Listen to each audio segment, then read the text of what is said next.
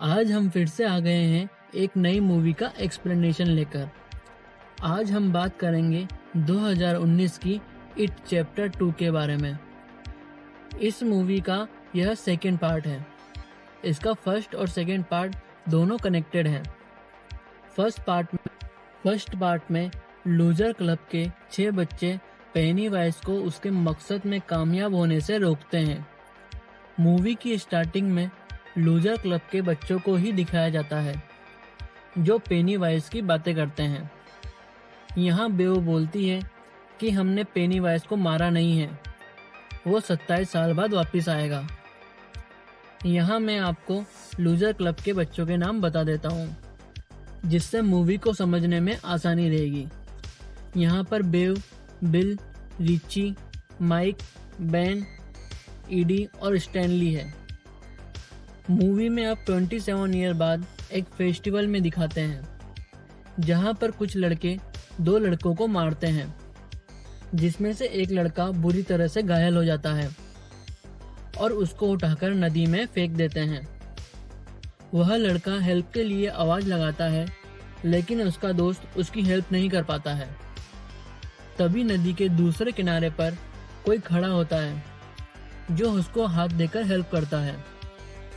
यह पेनीवाइज ही रहता है जो 27 ईयर्स बाद वापस आ जाता है और उस लड़के को उसके दोस्त के सामने ही खा जाता है। वहाँ पर बहुत सारे रेड बलून्स आ जाते हैं जिसके साथ पेनीवाइज भी गायब हो जाता है। यहाँ माइक यह न्यूज़ रेडियो पे सुनता है। माइक यहाँ अब बड़ा हो जाता है। माइक उसी लोकेशन पर जाता है और वहाँ पर वो रेड बलून और ब्रिज पर कम होम लिखा होता है। माइक समझ जाता है कि पेनीवाइज वापस आ गया है। माइक अब अपने लूजर क्लब के मेंबर को फोन करता है जिसमें सबसे पहले बिल को दिखाते हैं जो एक फेमस स्क्रिप्ट राइटर होता है, लेकिन उसकी स्क्रिप्ट की एंडिंग किसी को पसंद नहीं आती है। सेकंड कॉल रिची को जाता है जो एक फेमस कॉमेडियन बन जाता है। जब माइक का कॉल आता है तो वो अपनी स्टेजेस की लाइंस भी भूल जाता है।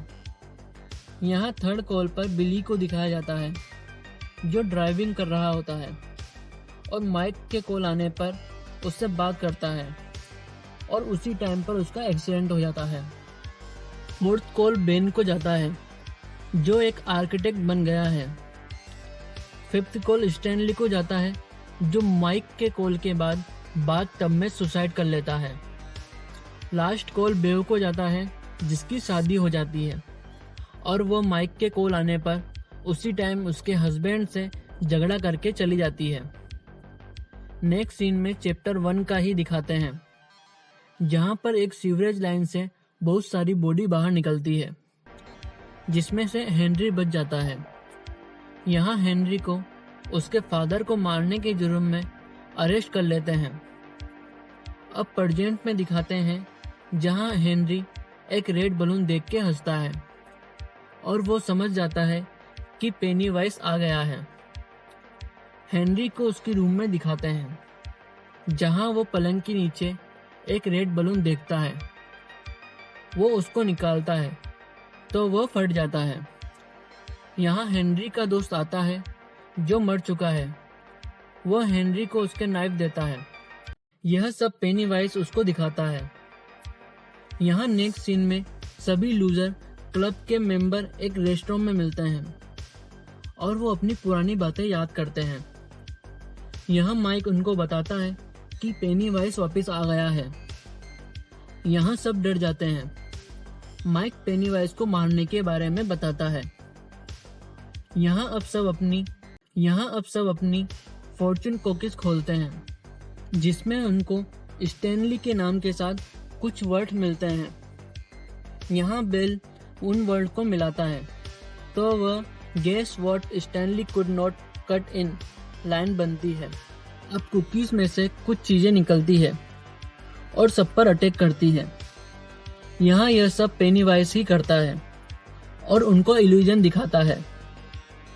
यहाँ बाहर आकर बेव स्टैनली को कॉल करती है जहां उसको पता चलता है कि उसने सुसाइड कर लिया है।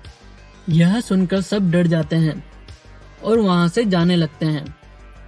यह माइक के फोर्सली कहने पर बिल रुक जाता है। बिल माइक की लाइब्रेरी में जाता है जहां पर वो रहता है। यहाँ माइक बिल को पानी में कुछ ड्रग मिलाकर देता है जिससे बिल इल्यूजन में चला जाता है। यहाँ माइक बिल को पेनीवाइज को खत्म करने के बारे में बताता है जहाँ आदिवासी लोगों ने पेनीवाइज को मारा था। यह सब बिल देख लेता है और माइक के साथ एग्री कर जाता है। यहाँ सीन के साथ बेव को दिखाते हैं जो बताती है कि उसने उसके ड्रीम में सबको मरते हुए देखा है जिसमें से स्टैनली सुसाइड करके मरता है। यहाँ बिल के समझाने पर सब माइक के साथ आने को रेडी हो जाते हैं। यहाँ माइक बताता है कि पेनीवाइज को मारने के लिए हमें एक रस्म करनी होगी जिसमें हम अपने पास्ट से जुड़ी चीजें लाकर वो रस्म करेंगे। यह सब वो उस एशियंट सिरामिक में करेंगे। अब सब अपने पास्ट से जुड़ी चीजें ढूंढने जाते हैं जहां सबसे पहले बेव अपने पुराने घर में जाती है। वहां पर एक बूढ़ी लेडी होती है। यहाँ बेव अपनी सीक्रेट जगह में से बेन का दिया हुआ लेटर निकालती है और जाने लगती है। तभी वहां वो बूढ़ी लेडी एक मॉन्स्टर में चेंज हो जाती है और बेव पर अटैक करती है। बेव वहां से भाग जाती है। अब यहाँ बिल को दिखाते हैं जो एक शॉप से अपनी पुरानी साइकिल खरीद लेता है और उसको चलाकर वो उसी सीवर के पास आ जाता है जहां से पेनीवाइज बिल के छोटे भाई को ले गया था। अब यहाँ बिल को पास्ट में दिखाते हैं जो उस सीवर के पास खड़े होकर चिल्लाता है कि तुम मेरे भाई को ही क्यों लेकर गए। अब बिल को प्रेजेंट में दिखाते हैं जहां वो उस सीवर के पास से उसके छोटे भाई की आवाज सुनता है। तभी वहां प्रेजेंट में बिल को उसका छोटा भाई एक कागज की नाव लेकर खड़ा मिलता है। बिल उसको बाहर लाने की कोशिश करता है। तभी वहां छोटे छोटे हाथ बिल को पकड़कर अंदर खींचते हैं। यहाँ बिल उस कागज की नाव को लेकर वहां से भाग जाता है। यहाँ अब रिची को दिखाते हैं जो पार्क में बैठा होता है। वहां पर एक स्टैचू जिंदा हो जाता है और रिची पर अटैक करता है। यहाँ रिची यह सब झूठ समझता है और वो स्टैचू गायब हो जाता है। तभी प्रेजेंट के रिची को पेनीवाइज उसी स्टैचू पर मिलता है और उसके राज खोलने को बोलता है। यहाँ रिची अपना कॉइन लेकर वहां से भाग जाता है। अब यहाँ बेन को दिखाते हैं जो बचपन को याद करता है जहाँ बेन के साथ बेव रहती है और बेन बेव का ऑटोग्राफ रहता है। तभी बेव एक मॉन्स्टर बन जाती है और बेन को मारने आती है। यह सब पेनीवाइज ही करवा रहा होता है। अब यहाँ एडी को भी उसके पास्ट से जुड़ी एक निशानी मिल जाती है। यहाँ अब बिल को पेनीवाइज की आवाज आती है और पेनीवाइज बोलता है कि क्या तुम उस बच्चे को नहीं बचाओगे। यहाँ बिल उस बच्चे को बचाने के लिए एक मेले में जाता है जहाँ वो बच्चा एक मिरर रूम में चला जाता है। उस रूम में पेनीवाइज भी रहता है जो अपने सिर से मिरर तोड़कर बच्चे को खा जाता है। बिल बच्चे को नहीं बचा पाता है। यहाँ दूसरी तरफ रिची वहां से भाग जाता है और वो एक चर्च के पास जाता है जहां वो अपने बचपन की याद देखता है जिसमें स्टैनली होता है और रिची को उसके दोस्त से किया हुआ वादा याद आ जाता है और वो वापस आ जाता है। सीन शिफ्ट होता है जहां माइक अपनी लाइब्रेरी में होता है। तभी वहां पर हेनरी माइक पर अटैक कर देता है। हेनरी माइक को मार ही रहा होता है तब वहां रिची आकर माइक को हेनरी से बचा लेता है। यहाँ लाइब्रेरी में सब मेंबर होते हैं लेकिन यहाँ बिल ही नहीं होता है। माइक बिल को फोन करता है तो बिल बोलता है कि वो अकेले पेनीवाइज को मारेगा और वो पेनीवाइज के घर पहुंच जाता है और यहाँ सभी लूजर क्लब के मेंबर भी आ जाते हैं।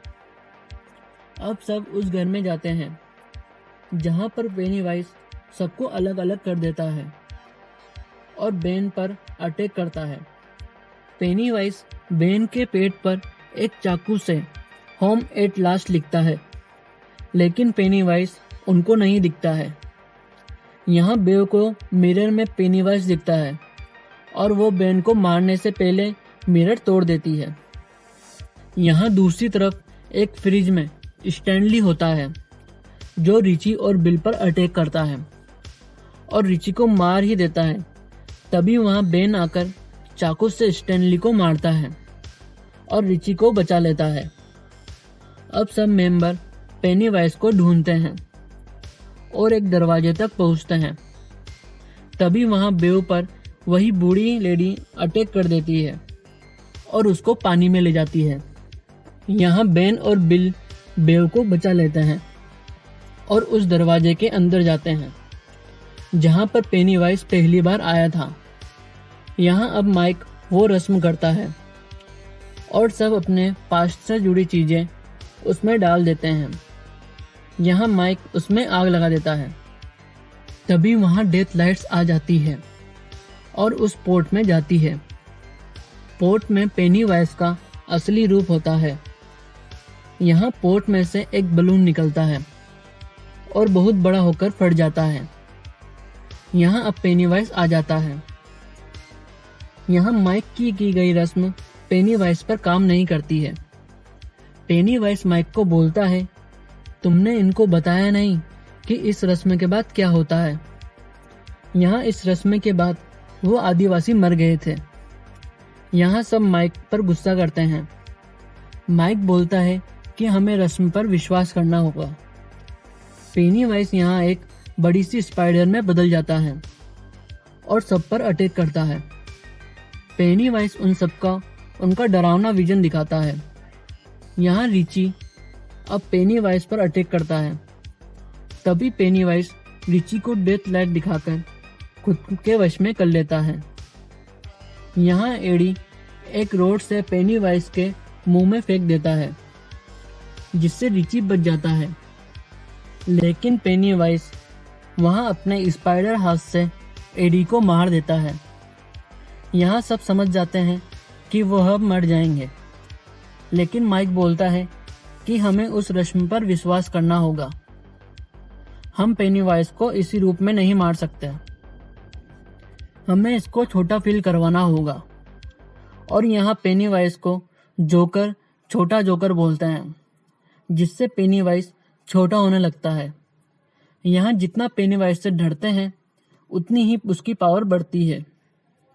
यहाँ अब पेनीवाइज बहुत छोटा हो जाता है और माइक उसका दिल निकालकर सब उसको मिलकर क्रश कर देते हैं।